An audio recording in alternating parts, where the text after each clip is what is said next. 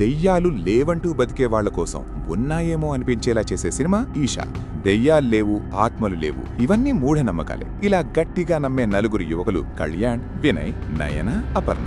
వీళ్ల పనేంటంటే బురిడీ బాబాలు, దొంగ స్వామీజీలు, అమాయకుల ప్రాణాలతో ఆడుకునే నాటకాలను బయటపెట్టడం. అలాంటి వాళ్ల ముందుకొస్తాడు ఆంధ్ర, ఒడిషా సరిహద్దుల్లో పేరు పొందిన ఓ వింత వ్యక్తి ఆదిదేవ్ బాబా. అతడు వేసిన సవాల్ ఒక్కటే: ఆత్మలు లేవని కాదు, ఉన్నాయని నేను నిరూపిస్తాను.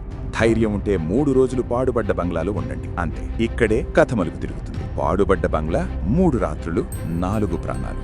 మొదటి రోజు నుంచే ఏదో తేడా. చీకటి నిశ్శబ్దం, అనూహ్య శబ్దాలు, కంటికి కనిపించని ఉనికి.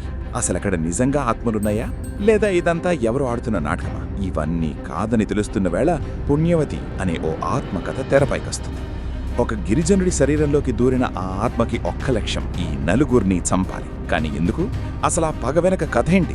ఆదిదేవ్ బాబా నిజంగానే బాబానా, లేక ఇంకేదైనా ఉన్నాడా? ఇవన్నీ తెలుసుకోవాలంటే సినిమా చూడాల్సిందే. ఎలా ఉందంటే, ఈషా పూర్తిగా దయ్యాలున్నాయా లేవా అనే ప్రశ్న చుట్టూ తిరిగే హారర్ థ్రిల్లర్. ఇలాంటి కథలు మనం ముందు చూసాం. సైంటిఫిక్ మైండ్ ఉన్న పాత్రలు పాడుబడ్డ బంగ్లాల్లోకి వెళ్లటం, అక్కడ మెంత అనుభవాలు ఎదుర్కోవటం రొటీన్ ఫార్మాట్. అయితే ఫస్ట్ హాఫ్ వరకు సినిమా సేఫ్ గేమ్ ఆడుతుంది. మార్గమధ్య ప్రమాదం, బంగ్లాలో తొలి రాత్రి ఎదురైన భయానక అనుభవం, ఇవన్నీ ఊహించినట్టే సాగుతాయి. కానీ అసలు పరీక్ష సెకండ్ హాఫ్లో. పుణ్యవతి ఆత్మ ట్రాక్ భయపెట్టే శక్తున్నా దాన్ని పూర్తిగా వాడుకోలేకపోయారు. ఆ బంగ్లా చరిత్రను, వరుస చావుల వెనక నిజాన్ని, ఆదిదేవ్ బాబా అసలు నేపథ్యాన్ని సన్నివేశాల్లో చూపించకుండా మాటలకే పరిమితం చేయటం పెద్ద మైన్స్. న్యూ సర్జన్ వ్యక్తి దెయ్యాన్ని వదిలించే బాబాగా ఎందుకు మారాడు? అనూహ్యంగా చనిపోయిన వాళ్ళు తాము చనిపోయామని ఎందుకు ఒప్పుకోరు? అసలు ఆత్మలుగా ఎందుకు మారతారు? ఈ ప్రశ్నలన్నిటికీ క్లైమాక్స్ లో కొంతవరకే సమాధానం దొరుకుతుంది. అయితే క్లైమాక్స్ మాత్రం నిజంగా థ్రిల్ పంచుతుంది. అంతేకాదు, సీజన్ 2కి బలమైన హింట్ కూడా ఇస్తుంది. ఎవరెలా చేశారంటే, త్రిగుణ్, హెబ్బా పటేల్, అఖిల్ రాజ్, సిరి తమ పాత్రలకు న్యాయం చేశారు.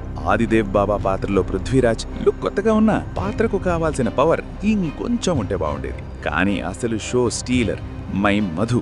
పుణ్యవతి ఆత్మ ఆవహించిన గిరిజనుడిగా తెరపై కనిపించిన ప్రతిసారి వణక పుట్టించాడు. లుక్, బాడీ లాంగ్వేజ్ అన్నీ భీతి గొలిపేలా ఉన్నాయి. ధ్రువన్ మ్యూజిక్, సంతోష్ విజువల్స్ కొన్ని సన్నివేశాల్లో నిజంగా హారర్ ఫీల్ ఇస్తాయి.